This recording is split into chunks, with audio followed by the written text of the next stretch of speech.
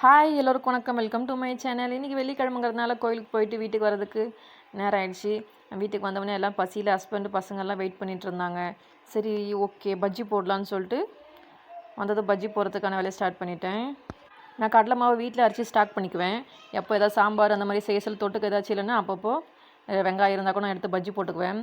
கடலை மாவு, கொஞ்சம் அரிசி மாவு, கொஞ்சம் கான் மாவு, அப்போ சோடா, மிளகாய் தூள், உப்பு இதெல்லாம் சேர்த்து பஜ்ஜி மாவு நல்லா கலக்கி எடுத்துக்கிட்டேன். அதுக்கப்புறம் வாழைக்காய், வெங்காயம் கட் பண்ணி வச்சுட்டேன். அதுக்கப்புறம் வாழைக்காய் எடுத்து மெல்ல 2 பக்கம் துவச்சி பஜ்ஜி போட்டாச்சு. பஜ்ஜி போட்டுட்டு பஜ்ஜி வேகிற கேப்பில் தேங்காய் சட்னி ரெடி பண்ணியாச்சு. பஜ்ஜிக்கு தேங்காய் சட்னி தொட்டு சாப்பிட்றது எங்கள் வீட்டில் எல்லாேருக்கும் ரொம்ப பிடிக்கும்.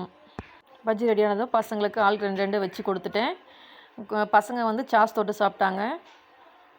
என்னோடய ஹஸ்பண்டு நாங்கள்லாம் தேங்காய் சட்னி தொட்டு சாப்பிட்டோம்.